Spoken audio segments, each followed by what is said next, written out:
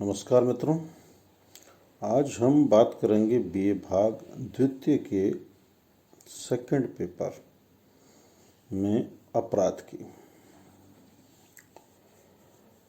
मैंने मेरे पिछले वीडियो में अपराध के विषय में आपसे चर्चा करते हुए बताया कि अपराध क्या है, अपराध के क्या अर्थ हैं, अपराध का समाजशास्त्रीय अर्थ क्या है, इस पर बात की। आज हम बात करेंगे अपराध का कानूनी पक्ष, लीगल कॉन्सेप्ट ऑफ क्राइम। कानूनी दृष्टि से अपराध की व्याख्या अपेक्षाकृत देरी से विकसित हुई।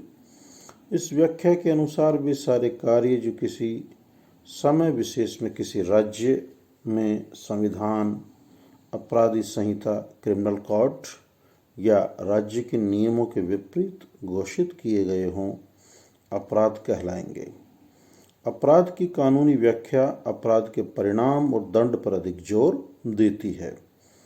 वर्तमान समय में समाजों में अपराध की वैधानिक व्याख्या ही स्वीकार की जाती है। यही नहीं बल्कि अपराध शास्त्र में शोध कार्य के लिए वैधानिक परिभाषा ही स्वीकार की गई है। कानूनी दृष्टि से अपराध को परिभाषित करते हुए टाफ्ट अपनी पुस्तक क्रिमिनोलॉजी में कहते हैं कि वैधानिक रूप से अपराध एक ऐसी क्रिया है जो कानून के अनुसार दंडनीय है। सेठना अपनी पुस्तक सोसाइटी एंड द क्रिमिनल में अपराध को परिभाषित करते हुए कहते हैं, अपराध वह कार्य या त्रुटि है जिसके लिए कानून दंड देता है। ग्लीन एंड ग्लीन अपनी पुस्तक कल्चरल सोशियोलॉजी में अपराध को परिभाषित करते हुए कहते हैं, कानून के दृष्टिकोण से अपराध किसी देश के कानून के विरुद्ध कार्यवाही है। अगर उपयुक्त सभी परिभाषाओं से हम निष्कर्ष निकालें तो हमारे सामने ये निष्कर्ष निकल के आता है कि केवल वे ही कार्य या व्यवहार अपराध माने जाएंगे जो किसी देश के प्रचलित कानूनों के विपरीत हो। कानून का निर्माण सार्वजनिक हितों के लिए किया जाता है, व्यक्तिगत हित के लिए नहीं। कानूनी दृष्टि से अपराध ऐसा कार्य है जिससे संपूर्ण समाज या समुदाय को हानि होती है, न कि किसी व्यक्ति विशेष को।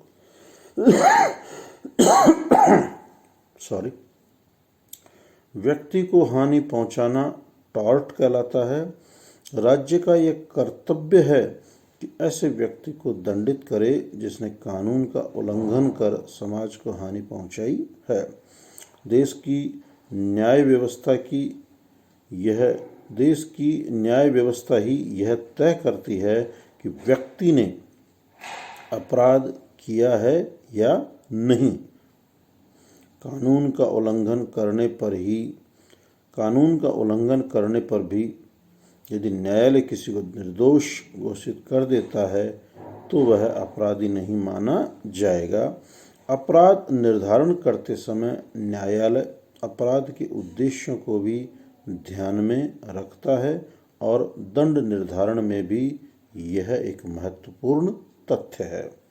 अपराध की कानूनी अवधारणा से संबंधित 6 प्रमुख बातें हैं। पहला, अपराध किसी भी समाज में एक समय विशेष में प्रचलित कानूनों का उल्लंघन है। दूसरा, अपराध का निर्धारण न्यायालय करता है। तीसरा, अपराध में अपराधी इरादा होना भी आवश्यक है। चौथा, इसमें व्यक्ति द्वारा कानून विरोधी व्यवहार प्रकट करना भी आवश्यक है। पांचवां, अपराध का संबंध दंड से भी है। और छठवां, अपराध का संबंध सामूहिक हित एवं कल्याण से भी है।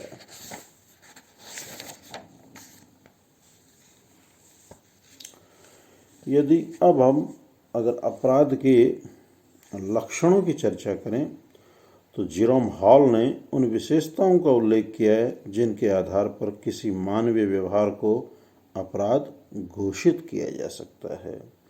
उन्होंने 7 लक्षण बताए हैं। पहला, हानि। आपराधिक क्रिया का बाह्य परिणाम ऐसा होना चाहिए जिससे अन्य व्यक्ति या व्यक्तियों को शारीरिक, मानसिक, आर्थिक हानि हो। दूसरा, क्रिया, एक्शन।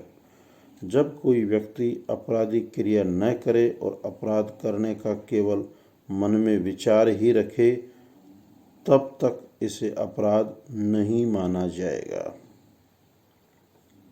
तीसरा, कानून के द्वारा निषेध।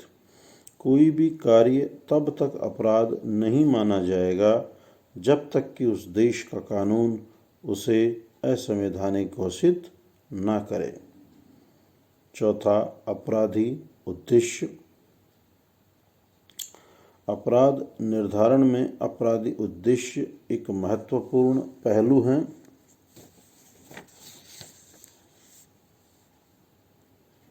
जानबूझकर इरादतन किया हुआ कानून विरोधी कार्य अपराध है।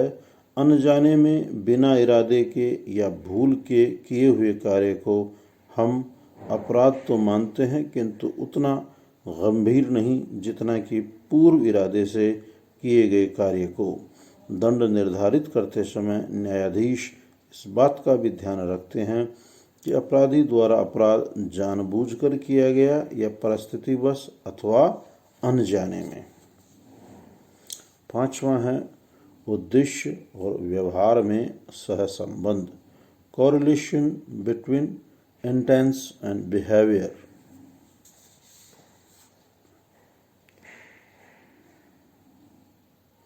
अपराध के लिए अपराधी उद्देश्य के साथ ही क्रिया का होना भी आवश्यक है। उद्देश्य विहीन क्रिया या क्रिया विहीन उद्देश्य अपराध नहीं होंगे। दोनों का प्रकाशन साथ साथ होना चाहिए। छठवां है व्यवहार और हानि में सहसंबंध, correlation between behavior and harm। हानि और व्यक्ति का व्यवहार भी सहसंबंधित होना चाहिए। हत्या अपराध है किंतु जब तक हत्यारे का पता नहीं चले अपराध का निर्धारण नहीं होगा। अतः हानि और व्यवहार दोनों ज्ञात होने पर ही अपराध का पता लगाया जा सकता है। और छठवां और अंतिम है दंड, पनिशमेंट। अपराध करने पर राज्य या समाज अपराधी को दंड देता है। यह दंड शारीरिक कष्ट या जुर्माना आदि के रूप में हो सकता है। दंड के भय से ही कानून का पालन होता है। बिना दंड के कानून खाली नाम है। बिना शक्ति के कानून ऐसी आग है जो न जलती है और न ही रोशनी देती है। अगर अब हम अपराध का वर्गीकरण करें तो विद्वानों ने इसके अनेक प्रकार बताए हैं। जैसे सदरलैंड ने अपनी पुस्तक प्रिंसिपल्स ऑफ सोशियोलॉजी, ये पुस्तक पूछी जाती है, सदरलैंड ने अपनी पुस्तक प्रिंसिपल्स ऑफ सोशियोलॉजी में अपराध की गंभीरता को ध्यान में रखकर उसे 2 भागों में बांटा है, साधारण अपराधी और जघन्य अपराधी। साधारण अपराधी में हम बात करते हैं चोरी, मारपीट, शराब पीना आदि साधारण अपराध की। जघन्य अपराध में हम बात करते हैं हत्या, बलात्कार, डकैती, अपहरण, राजद्रोह आदि गंभीर अपराधों को उन्होंने इसमें शामिल किया है। आगे क्लिनार्ड और केविने का वर्गीकरण, इन्होंने 8 प्रकार बताए हैं। पहला, हिंसात्मक व्यक्तिगत अपराध। इसके अंदर उन्होंने बात की है आक्रमण, बलात्कार, हत्या आदि अपराध इस श्रेणी में आते हैं। दूसरा उन्होंने बताया संपत्ति संबंधी आकस्मिक अपराध। ऐसे अपराधों में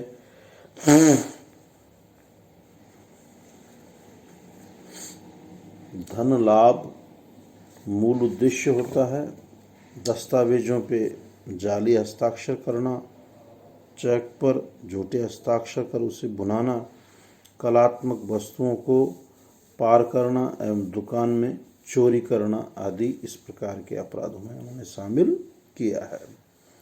तीसरा है व्यावसायिक अपराध। कई व्यक्ति अपने व्यवसाय के दौरान ही अपराध करते हैं, जैसे मिलावट करना, कालाबाजारी करना, गबन, झूठे विज्ञापन आदि। चौथा है राजनीतिक अपराध। इनका उद्देश्य राजनीतिक लाभ प्राप्त करना होता है, जैसे जासूसी, तोड़फोड़, राजद्रोह आदि। पांचवा है सार्वजनिक व्यवस्था संबंधी अपराध। आवारागर्दी, वेश्यावृत्ति, सड़क के नियमों की पालना नहीं करना, शराब पीकर बखेड़ा करना, समलैंगिकता आदि। छठा है परंपरागत अपराध।